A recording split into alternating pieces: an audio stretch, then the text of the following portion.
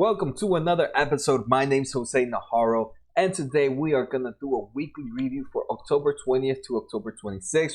We're going to take a look at some past earnings and just talk about the most important things that happened and what's the most important thing we learned from the company.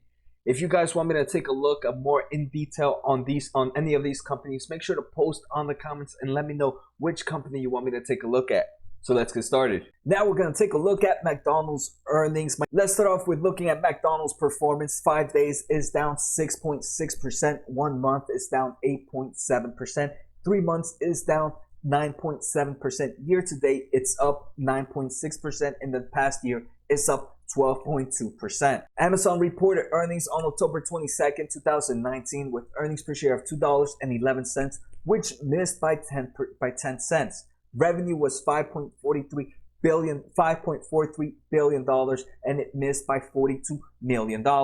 Some of the most important things we learned this quarter was McDonald's is expected to enter the chicken war products next year as the category has become a battleground between chain restaurants. The second thing is McDonald's had same-store sales of up 4.8%, but missed the consensus expectation of 5.2%, and because of that missed, obviously they had less.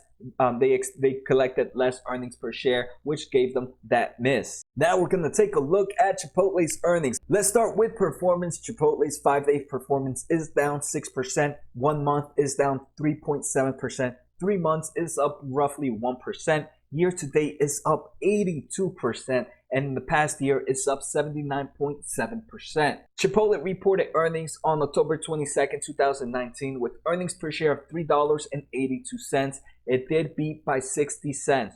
Revenue was $1.4 billion with a small beat of $25 million. Most important things we learned this quarter was Chipotle's reported comparable sales increased 11% in quarter 3 to top the estimate of 9.3%. Comparable restaurant sales also improved, as well as comparable restaurant transactions due to the menu price increase that was implemented during 2018. Digital sales jetted up 87.9% during the quarter to account for 18% of total sales. Restaurant level margins was 20.8% compared to the 20.2% consensus. For the next year, they expect comparable sales to be up single digits, with restaurants opening about 150 to 165 in 2020 compared to the 140 to 155 opened in 2019. Finally, during the call, executives sounded somewhat cautious on international expansion, and they say expansion outside of North America appears to be on slower track. One good thing is a lot of the big firms did give it a price boost, 930 from 880, another one giving an 890 price target, while some other are saying that it's hard to give this company a 51 times forward PE ratio with a single digit estimations in revenue. Now we're going to take a look at Tesla's earnings. Let's start by looking at Tesla's performance. In the past 5 days, it's up 27%. The past month, 35%. In the past 3 months, up 43%. Year to date is down negative 1.4%. And in the past year is down roughly 1%. Tesla reported earnings on October 23rd, 2019. Earnings per share of $1.86. It actually beat by $2.09. Revenue was $6.3 billion with a surprise miss of $162 million. The most important things we learned this earnings was the Shanghai Gigafactory 3 is already producing full vehicles on trial basis from body to paint and to general assembly. Looking ahead, Tesla says it's highly confident it will deliver more than 360,000 vehicles this year, which is down from prior guidance. Finally, they do mention that the Model Y is on track to be released by summer 2020, and limited Tesla semi-trucks are expected to be produced next year. The final article states that even though the company reported good earnings per share, numbers are still down from a year ago. Automotive revenue is down 12%, gross profit is down 22%, operating income is down 37%, net income is down negative 54%, and cash flow on operations is down negative 45%.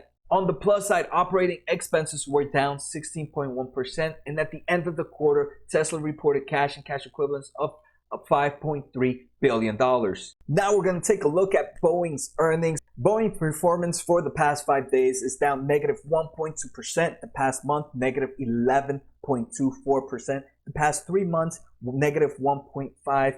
Year to date, it's up 5.3%. Into the past year is down is down 5%. Boeing announced earnings on October 23rd, 2019. Earnings per share of $1.45. It missed by 67 cents.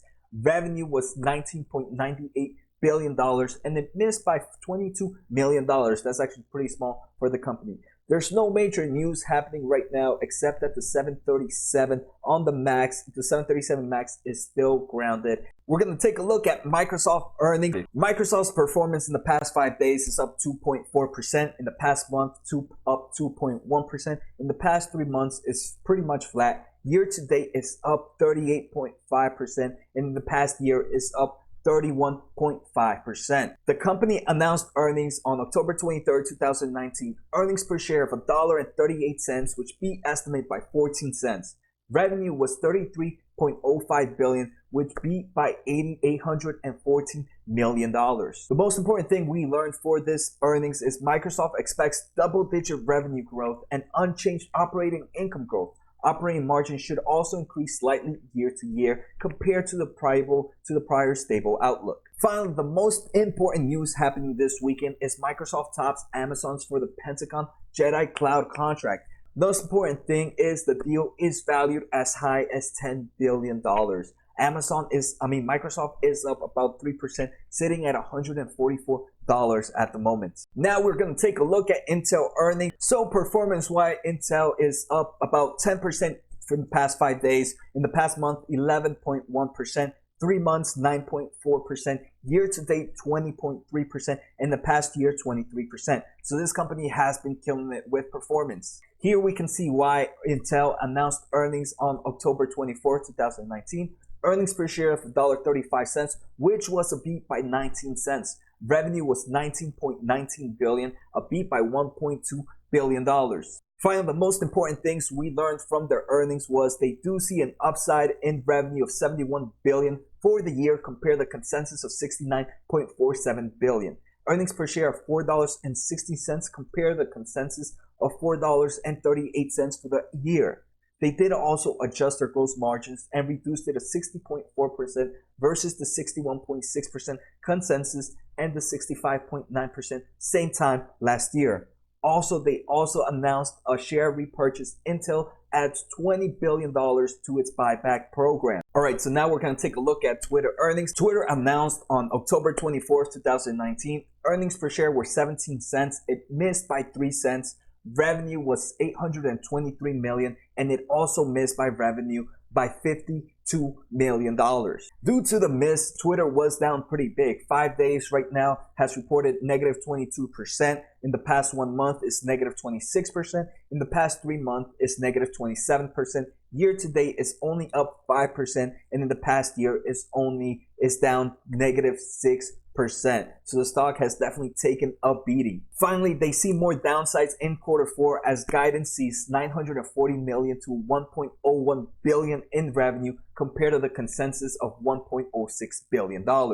Ad revenue was $702 million this quarter when consensus was supposed to be about $755 million. Q3 average monetization daily active users was up 17%. That's actually really good news.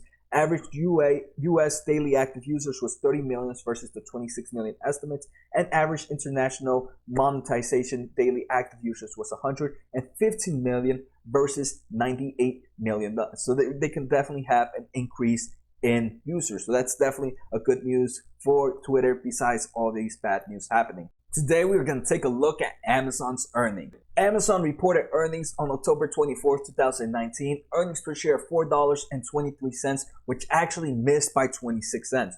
Revenue was $69.98 billion, and it beat by $1.26 billion. Performance-wise, Amazon's pretty flat in the past 5 days. In the month, it's about up 2%. In the 3 month, it's down about 9.35%. Year to date, Amazon is 17% up. And in the past year, it's 7.21%. So the main things we learned about quarter three were net sales rose nearly 24% compared to the same time last year.